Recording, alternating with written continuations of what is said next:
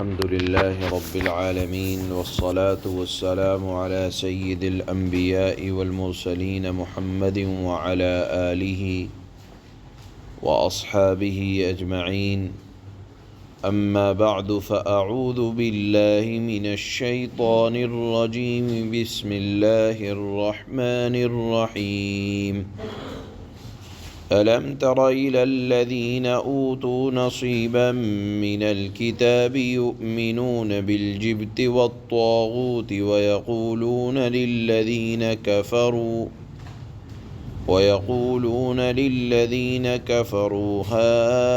هؤلاء أهدى من الذين آمنوا سبيلا. أولئك الذين لعنهم الله ومن يلعن الله فلن تجد له نصيرا. صدق الله مولانا العلي العظيم.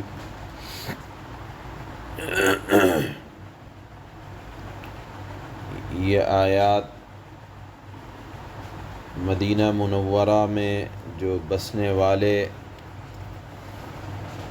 اہل کتاب تھے اور خاص طور پر یہود تھے ان کے بارے میں یہ آیت اس وقت نازل ہوئی جب مدینہ منورہ کے یہودیوں نے کفار مکہ اور ان کے سردار اس وقت کے سردار جو ایمان میں داخل نہیں ہوئے تھے ابو سفیان، ان کے پاس جا کر رسول اللہ صلی اللہ علیہ وسلم کے خلاف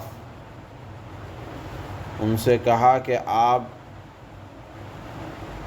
آؤ اور مدینہ منورہ پر حملہ کرو۔ روایات میں آتا ہے کہ بدر کی شکست کے بعد اور احد کی شکست کے بعد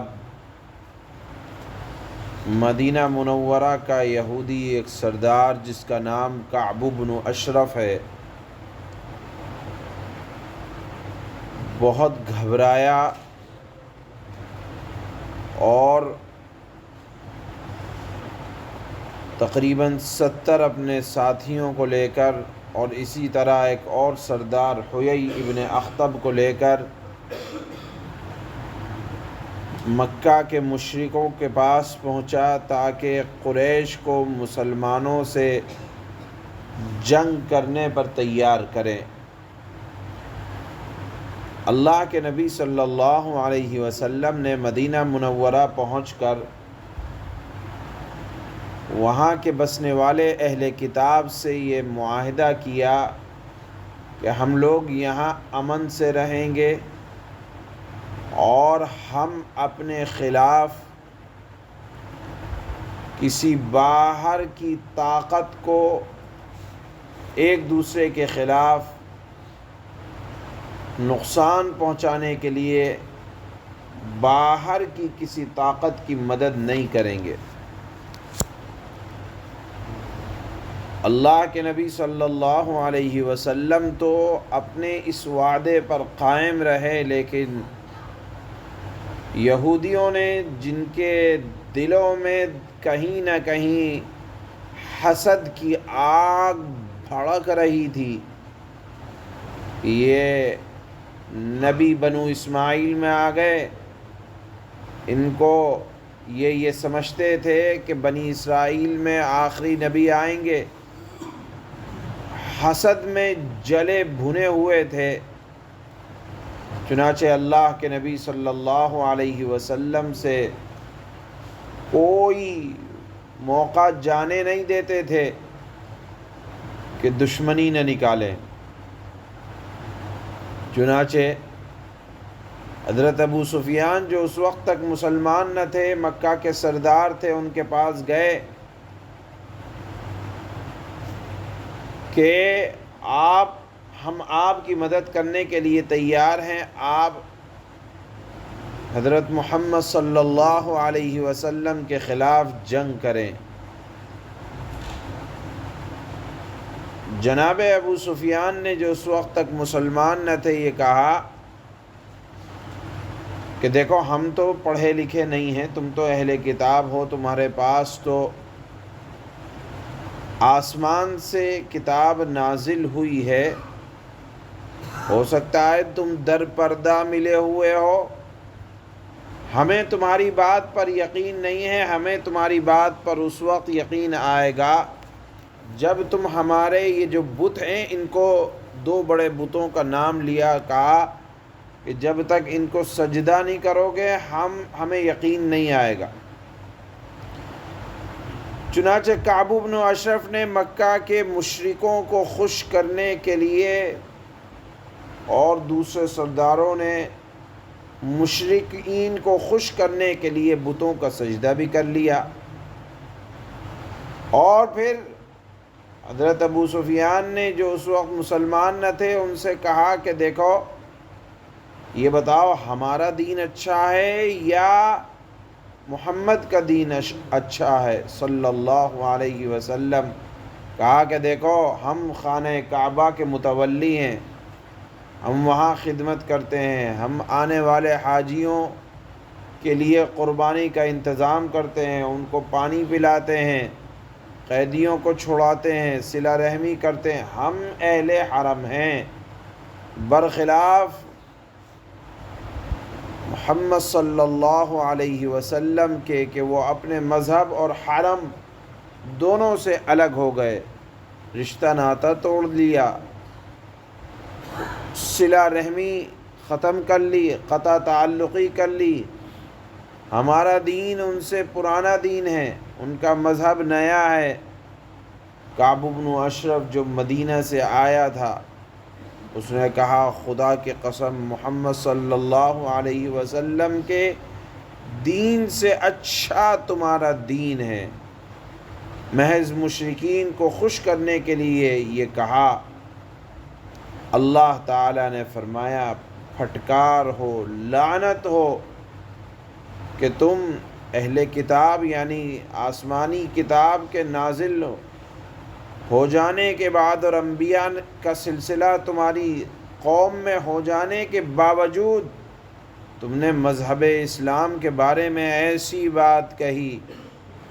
تو اللہ تعالیٰ نے ایسے لوگوں پر قرآن میں پھٹکار بیان فرمائی ہے۔ اس کا تذکرہ اللہ تعالیٰ نے یہاں ان دو آیتوں میں کیا ہے۔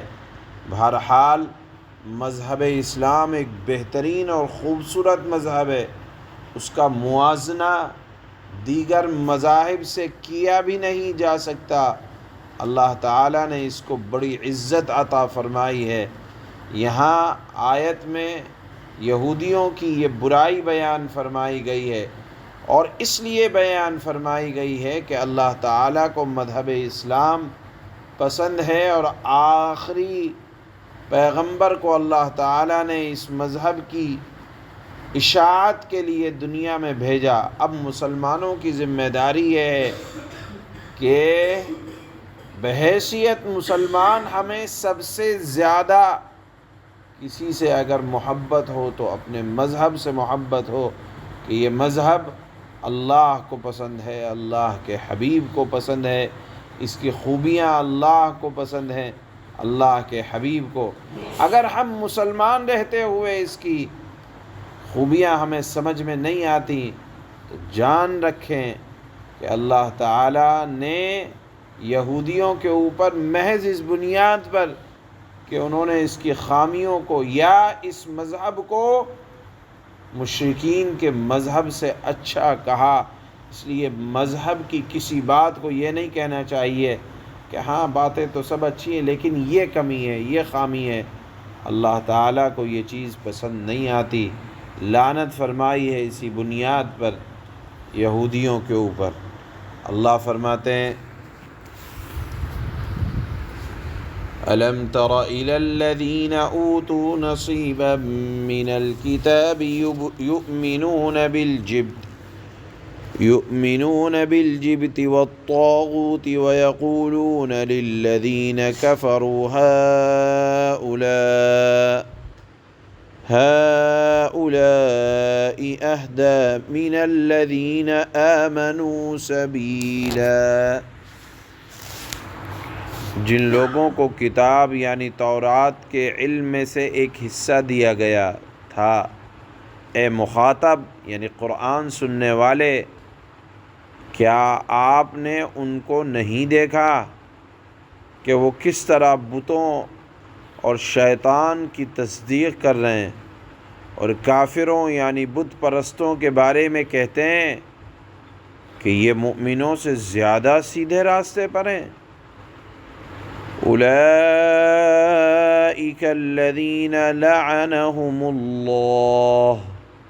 ومن یلعن اللہ فلن تجد له نصیرا، یہ وہ لوگ ہیں جن پر اللہ نے پھٹکار ڈال رکھی ہے، اور جس پر اللہ پھٹکار ڈال دے اس کے لیے تم کوئی مددگار نہ پاؤ گے۔